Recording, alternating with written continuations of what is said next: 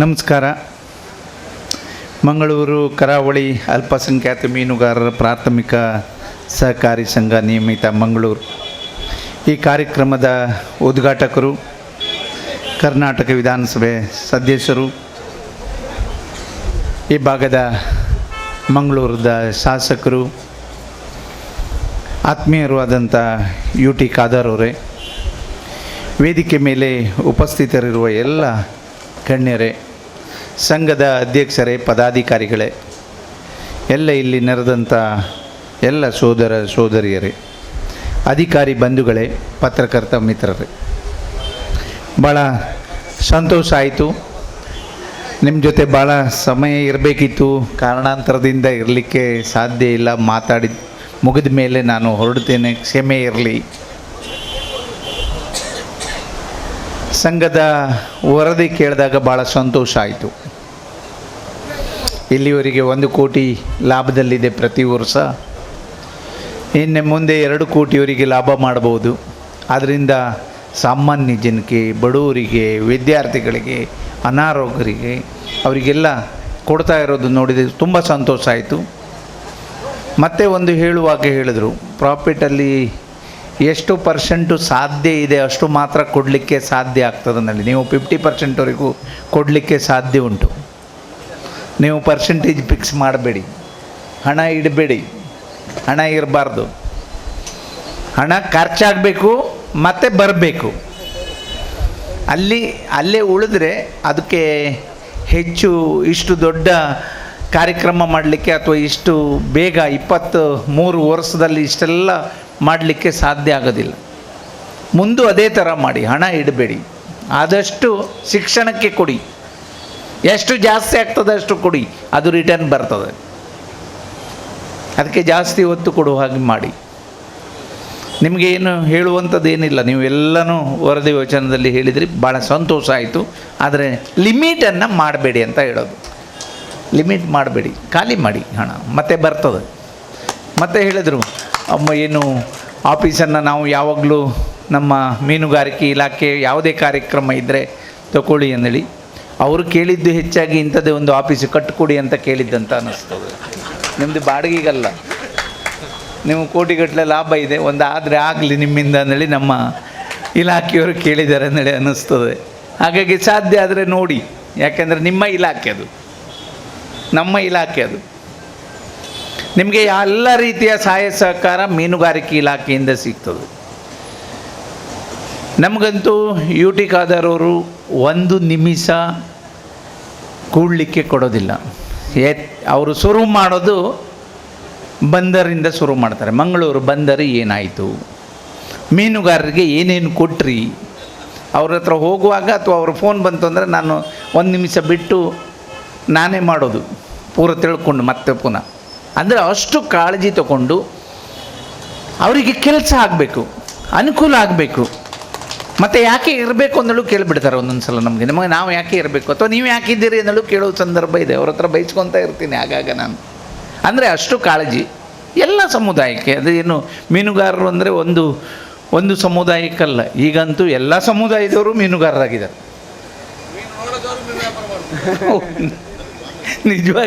ನಿಜವಾಗಿ ಮೀನುಗಾರರೀಗ ನಾವು ಬೇರೆ ಬೇರೆ ಹೋಗೋದು ಅಂದೇಳಿ, ಅಂದರೆ ಇದು ಮುಗೀತು, ನಮ್ಮ ಹತ್ರ ಸಾಧ್ಯ ಇಲ್ಲ ಅನ್ನುವಂಥ ಪರಿಸ್ಥಿತಿಗೆ ಬಂದಾಗ ಈಗ ಎಲ್ಲ ಸಮುದಾಯದವರು ಬಂದು ಮೀನುಗಾರಿಕೆ ಮಾಡ್ತಾಯಿದ್ದಾರೆ. ಸಂತೋಷ. ಅದ್ರ ಬಗ್ಗೆ ನಾವು ಏನು ಹೇಳಲಿಕ್ಕೆ ಆಗೋದಿಲ್ಲ. ಯಾಕೆಂದರೆ ಮೀನು ಇಲ್ಲಿ ಇರೋದಿಲ್ಲ. ಒಂದು ದಿನಕ್ಕೆ ಹೆಚ್ಚು ಕಡಿಮೆ 500 ಕಿಲೋಮೀಟ್ರ್ ಮುಂದೆ ಹೋಗ್ತವೆ. ನೀವು ಹಿಡ್ಕೊಂಡು ಬಂದರೆ ಇಲ್ಲಿಗೆ ಬಂತು, ಇಲ್ಲಾಂದರೆ ಮುಂದೆ ಬೇರೆ ರಾಜ್ಯದವರು ಮೀನು ಹಿಡಿಯೋದು. ಹಾಗಾಗಿ ಮೂಲಭೂತ ಸೌಕರ್ಯ ನಮ್ಮ ಕರ್ತವ್ಯ, ಸರ್ಕಾರದ ಕರ್ತವ್ಯ. ಅದರಲ್ಲೂ ವಿಶೇಷವಾಗಿ ನಮ್ಮ ಮುಖ್ಯಮಂತ್ರಿಗಳು ಸನ್ಮಾನ್ಯ ಸಿದ್ದರಾಮಯ್ಯ ಸಾಹೇಬರು, ನಮ್ಮ ಉಪಮುಖ್ಯಮಂತ್ರಿಗಳು ಡಿ ಕೆ ಶಿವಕುಮಾರ್ ಅವರು ಮೀನುಗಾರರ ಪರವಾಗಿ ಮೀನುಗಾರರಿಗೆ ಏನು ಮಾಡಿದರೆ ಸರಿ ಆಗ್ತದೆ ಅದನ್ನು ಮತ್ತೆ ಮತ್ತೆ ಕೇಳ್ತಾ ಇರ್ತಾರೆ. ಹಾಗಾಗಿ ನಾವು ಈಗ ಕೇಳಿದೆ, ಈ ಐಸ್ ಪ್ಲ್ಯಾಂಟಿಗೆ 70 ಲಕ್ಷದವರಿಗೆ ನಾವು ಸಬ್ಸಿಡಿಯನ್ನು ಕೊಡ್ಬೋದು ಅಂದೇಳಿ. ಇನ್ನೂ ಆಗಲಿಲ್ಲ, ಮಾಡ್ತೇವೆ. ಏನು ಮಾಡಲಿಕ್ಕೆ, ಎಷ್ಟು ಕೊಡಲಿಕ್ಕೆ ಸಾಧ್ಯ ಆಗ್ತದೆ ಅಷ್ಟು ಕೊಡುವಂಥ ಕೆಲಸವನ್ನು ನಾವು ಮಾಡ್ತೇವೆ. ಯಾವುದೇ ಕಾರಣಕ್ಕೆ ನಮ್ಮ ಸರ್ಕಾರದಿಂದ ಮೀನುಗಾರರಿಗೆ ಅಥವಾ ಎಲ್ಲ ಸಮುದಾಯದವರಿಗೆ ಏನು ಸಾಧ್ಯ ಆಗ್ತದೆ ಅದನ್ನು ಕೊಡಲೇಬೇಕು ಅಂತೇಳಿ ತೀರ್ಮಾನ ಮಾಡೋದಂಥವ್ರು.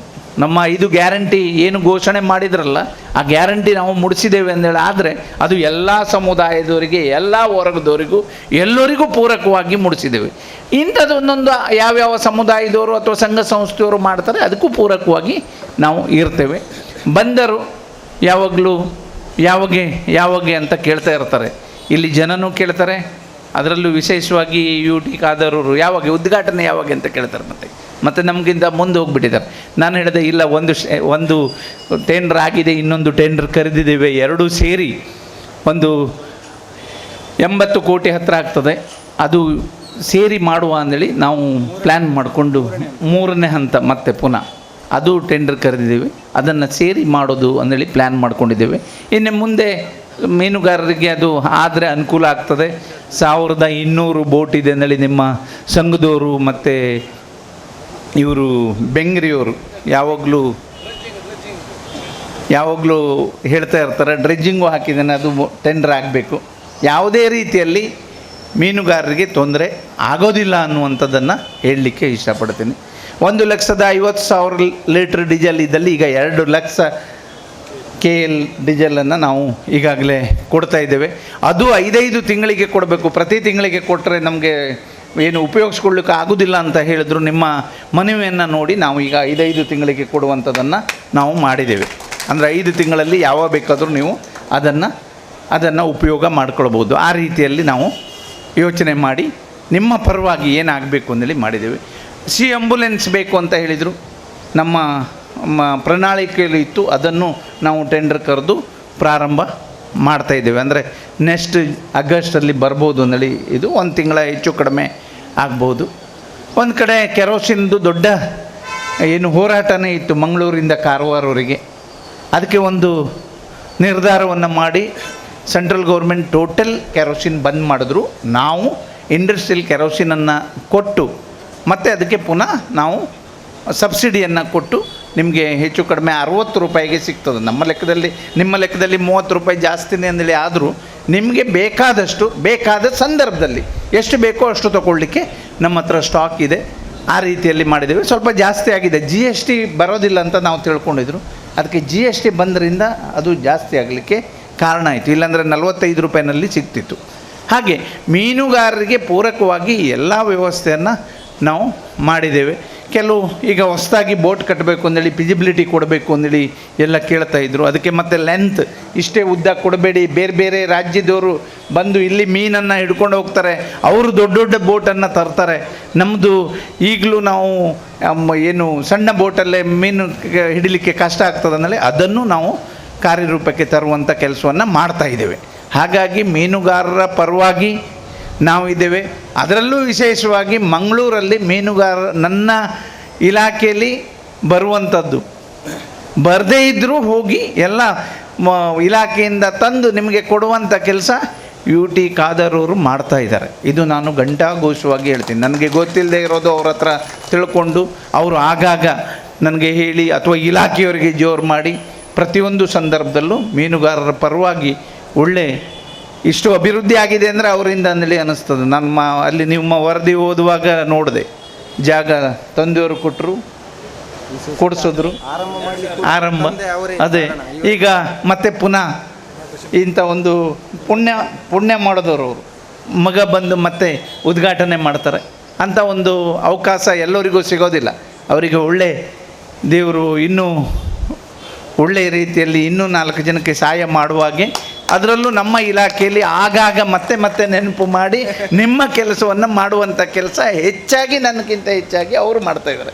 ಇಲಾಖೆಯವರೆಗೂ ಸ್ವಲ್ಪ ಬೇಜಾರು ಮಾಡಿಸ್ತಾರೆ ಅವರು ಒಂದೊಂದು ಸಲ, ಆಗ್ತದೆ ಇಲ್ಲ ಹೇಳಿ ಅಂತ. ಆ ರೀತಿಯಲ್ಲಿ ನೀವೆಲ್ಲರೂ ಸಂಘಟನೆಯಾಗಿ ಒಳ್ಳೆ ಕೆಲಸ ಮಾಡ್ತಾಯಿದ್ರಿ.